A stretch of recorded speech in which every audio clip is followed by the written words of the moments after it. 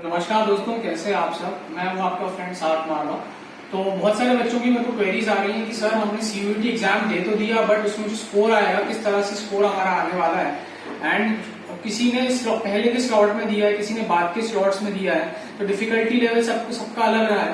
तो किस तरह से परसेंटाइल कैलकुलेट होगा और किस तरह से कंपेरिजन होगा स्कोर्स का, क्योंकि हो सकता है किसी का पेपर इजी आया हो, किसी का थोड़ा डिफिकल्ट आया हो।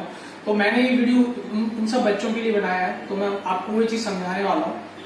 ठीक है, तो देखिए जो सीयूईटी एग्जाम है इसमें सबसे पहली बात तो ये है कि परसेंटेज नहीं आएगा, परसेंटाइल आएगा। ठीक है, तो अभी आप जो एग्जाम देते हैं सीबीएसई का बोर्ड एग्जाम, उसमें क्या होता है, परसेंटेज आता है। परसेंटेज यानी कि if the exam is of 100 marks and you have scored suppose 80 marks out of 100 marks, तो आपका जो परसेंटेज होता है वो 80 हो जाता है, राइट। लेकिन यहाँ पे आपने जो मार्क्स स्कोर किए हैं वो नहीं आएंगे, यहाँ पे क्या आएगा, परसेंटाइल आएगा। ठीक है, पहली चीज ये है। तो परसेंटाइल स्कोर बेसिकली कैलकुलेट होता कैसे है, ठीक है। तो देखिए परसेंटाइल स्कोर कैलकुलेट करने के लिए क्या होता है, जो आपने रॉ स्कोर जो आपका होगा, ठीक है, आपका जो रॉ स्कोर होगा उससे क्या होगा, एक रैंक लिस्ट बनेगी, है ना। तो मान लेते हैं दो स्लॉट है, स्लॉट 1 और स्लॉट 2। मान लेते हैं आपका स्लॉट है स्लॉट 1 और किसी और का स्लॉट है स्लॉट 2। इसे मान लेते हैं, हम सिंप्लीफाई करने के लिए समझते हैं कि मान लीजिए इसमें 200 स्टूडेंट्स अपीयर होते हैं, इस स्लॉट में मान लीजिए 300 स्टूडेंट्स अपीयर होते हैं। ठीक है, अब इन सब 200 स्टूडेंट्स के कुछ ना कुछ मार्क्स होंगे, है ना। क्या करेंगे, एनटीए क्या करेगी, उन सब मार्क्स को अरेंज करेगी डिसेंडिंग ऑर्डर में। ठीक है, एक जिसे क्लास में एक रैंक लिस्ट होती है ना, उसको एक रैंक देगी हर बच्चे को। ठीक है, मान लेते हैं आपकी रैंक 50 है, ठीक है, आपकी रैंक 50 है, तो आपके पीछे कितने स्टूडेंट्स हैं, 200 माइनस 50 150 स्टूडेंट्स हैं। तो अब जो आपका परसेंटाइल स्कोर कैलकुलेट होगा वो इस फॉर्मूले से कैलकुलेट होगा, percentile equal to number of students behind the student divide the total number of students appear student into 100।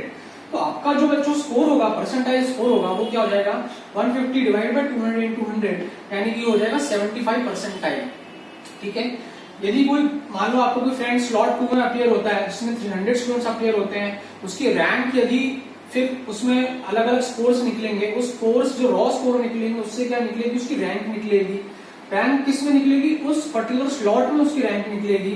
फिर ये देखा जाएगा कि उस रैंक से कितने बच्चे उसके पीछे हैं।